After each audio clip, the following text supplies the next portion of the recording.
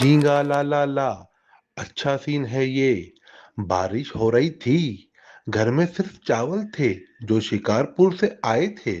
इस बीच मामा हकीम शिकारपुर से आए और हाथ में क्या, खूब सारा सोवा दिल। पूरा घर खुशबू से भर गया। और फिर एंट्री हुई गुल अहमद की। और उस दिन हाथ लग गए थे उसके सफेद झींगे। अम्मा ने देखा और फौरन बोली, झींगा ला, झींगा ला। मामा हकीम बोले, बस सोवा डाल दो, मैजिक हो जाएगा। और वाकई उस दिन सिंधी झींगा भात वजूद में आ गया। झींगा ला ला ला। फिर क्या था, झींगा चावल और सोवा मिले और बन गया झींगा पुलाव। अच्छा, एक बात क्लियर कर लें कि ये जो कहानी सुनाई जाती है हर बार हर डिश की, ज़रूरी नहीं है कि ये सच्ची हो। सच ये है कि झींगा पुलाव कराची के सिंधी घरों की डेली की डिश है। सिंपल, सीधी और मज़ेदार, बिल्कुल सिंधी घरों जैसी। सबसे पहले झींगा लें, फ्रेश हो तो बोनस, वरना कराची में हम तो एडजस्ट करना जानते ही हैं। झींगा अच्छी तरह साफ़ कर लें, धो लें, धोकर नमक लगा के साइड पर रख लें और पकाने से पहले उसको एक बार और पानी से कंगाल लें। अब देगची चूल्हे पर रखें, उस पर थोड़ा सा तेल या घी डालें, प्याज डालें, थोड़ा लाल होने दें। जब खुशबू आए तो समझ जाएं कि आज घर में खाना सीरियस बन रहा है।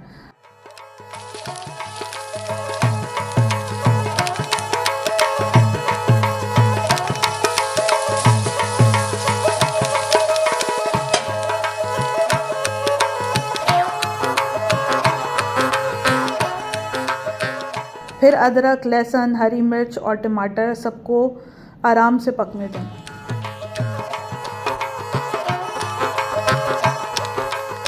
मसाले डालें और ज़ीरा, साबुत धनिया, नमक, मिर्च, हल्दी और राई और मेथी दाना इस डिश के ख़ास इंग्रेडिएंट्स हैं, उनको आपने ज़रूर डालना है।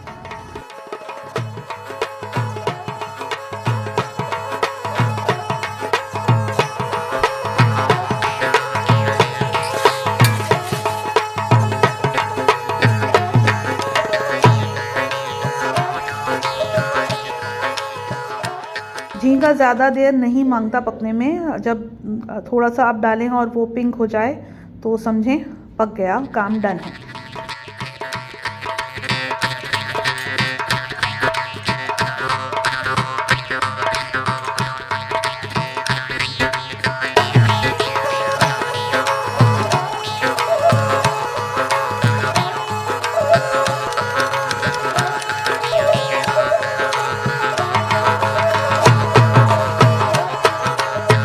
मसाले में पानी डालें और उसमें चावल डाल दें।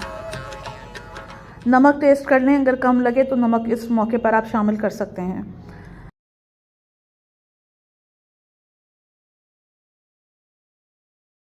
पानी जब और ज़्यादा ड्राई हो जाए तो उसमें कटा हुआ सोया शामिल कर लें और हल्के हाथ से मिक्स कर लें।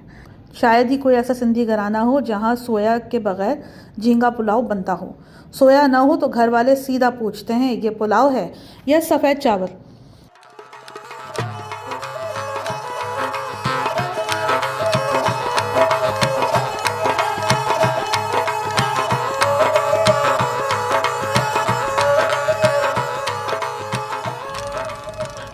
चावल उबल जाएं तो आंच हल्की कर दें। ढक्कन बंद करके थोड़ी देर सब्र से इंतज़ार करें। सिंधी बात झींगा पुलाव विद सोया।